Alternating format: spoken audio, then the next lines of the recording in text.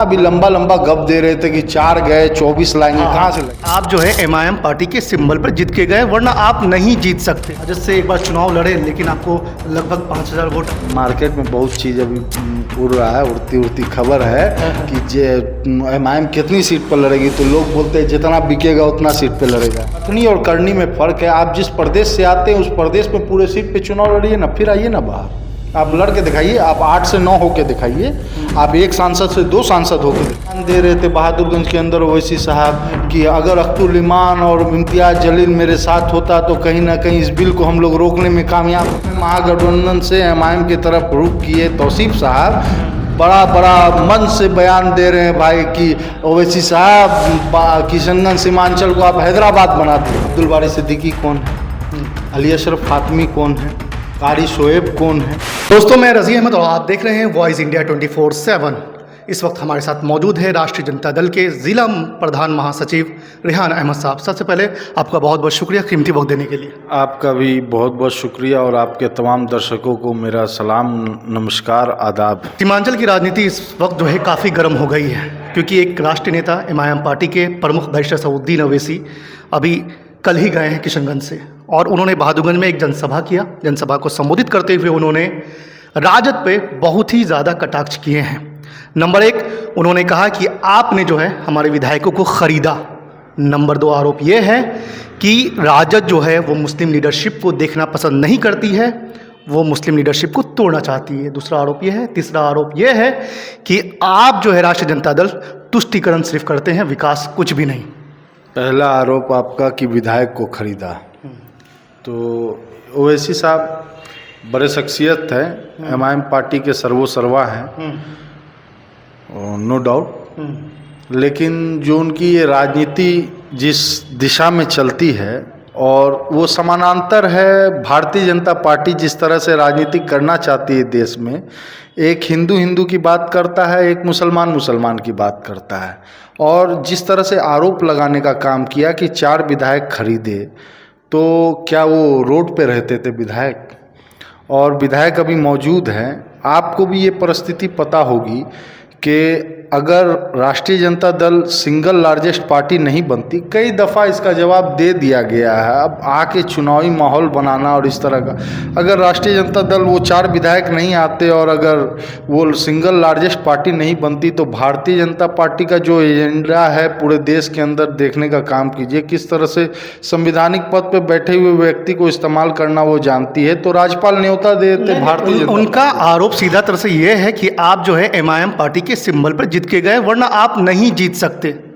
नहीं, इससे पहले मतलब आपका कहने का ये तात्पर्य है कि ओवैसी साहब के पार्टी से जीते, तो जीतने के बाद वो लोग लगभग 3 साल 2.5 साल के करीब ऐसा ही वक्फा उन्होंने, हाँ लगभग 2.5 साल के करीब वो एमआईएम में रहे।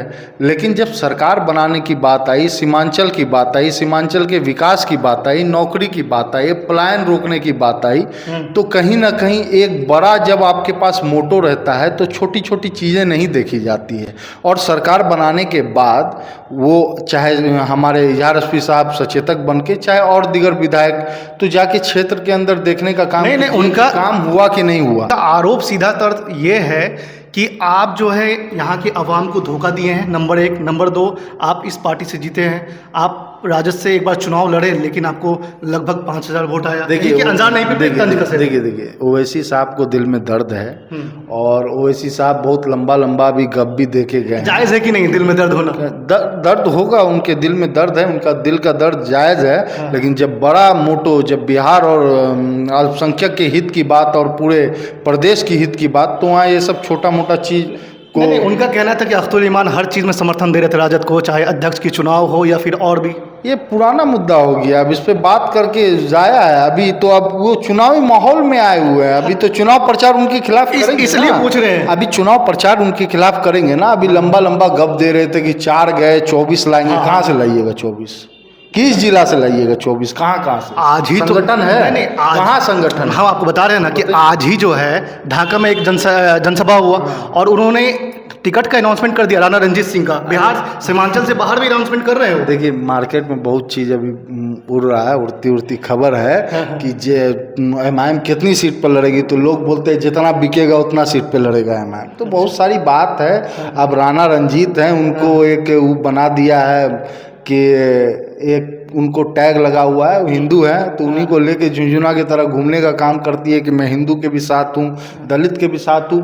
कथनी और करनी में फ़र्क है। आप जिस प्रदेश से आते हैं उस प्रदेश में पूरे सीट पे चुनाव लड़िए ना, फिर आइए ना बाहर, आप लड़ के दिखाइए। आप 8 से 9 होके दिखाइए, आप 1 सांसद से 2 सांसद होके दिखाइए। आप देखिए 2 सांसद थे। अरे भैया, गुमराह करने का बात आप ये देखिए, इस तरह का बात आपको अभी वक्फ का मामला को लेकर के ओवैसी साहब क्या जो भी उसके विपक्ष में वोट डाले, तमाम तर लोग मुखरता से अपनी बातों को रख रहे हैं। तो आप एक चीज़ देखने का, नोटिस करने का काम कीजिए।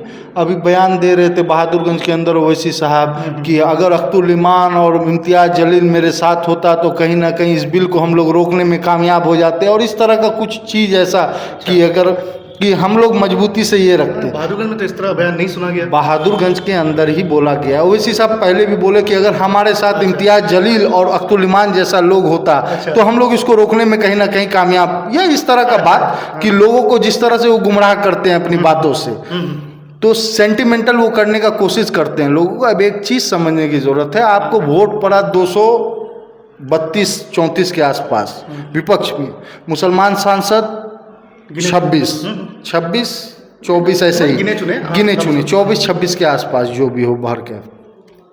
तो आपको वोट गैर कौम के लोगों ने कितना दिया? 208 दिया। मान लेते हैं कि अख्तुल इमान साहब, इम्तियाज़ जलील साहब और 2-4 को जोड़ लीजिए आप, और 2-4, हम सिर्फ 2 की बात नहीं करते, तो बिल रोक लेते आप। ट्रिपल तलाक में भी आप मीडिया में बैठ के लंबा लंबा भाषण दे रहे थे कि ये सरकार नहीं ला सकती है, नहीं पास करा सकती है, गैर संविधानिक है।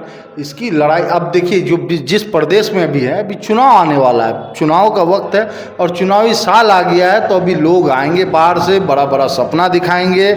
अभी हाल फिलहाल में महागठबंधन से एमआईएम की तरफ रुख किए तौसीफ साहब बड़ा बड़ा मन से बयान दे रहे हैं भाई कि ओवैसी साहब किशनगंज सीमांचल को आप हैदराबाद बना दीजिए। तो विकास के लिए बोल रहे हो। देखिए बता रहे हो ओवैसी साहब क्या कर सकते हैं। एक बात बताइए, वो सांसद है, उनका एक अपना निधि है, वो फंड से कुछ अपने ही लोकसभा क्षेत्र में कर सकते हैं ना। और इस तरह से बड़गलाने का काम, आएंगे तो ओवैसी हॉस्पिटल खोल देंगे, ये कर देंगे, वो कर देंगे, सिर्फ गप देने से नहीं होगा। जनता, विधायक भी आपका क्यों भागा? मजबूर होके भागा ना। 2 साल आपको देखा, आपकी कथनी और करनी में फर्क है, इसीलिए भागा।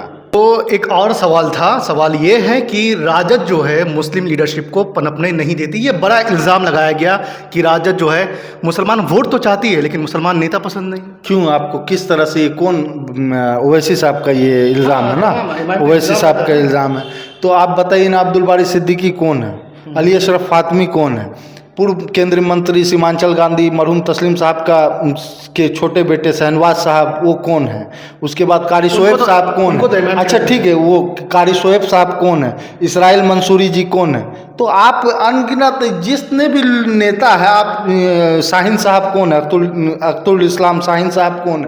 तो ये सब बड़गला के कुछ होगा नहीं, और ये सब बोलने वाली बात है। तो आप सुन रहे थे, हमारे साथ मौजूद थे राष्ट्रीय जनता दल के जिला प्रधान महासचिव रेहान अहमद साहब। उन्होंने अपने बातों को बेबाकी से रखा और कहा है कि सिर्फ लंबा लंबा गप देने से कुछ नहीं होता। आपका क्या राय है इस बारे में? अपनी राय कमेंट बॉक्स में ज़रूर रखें।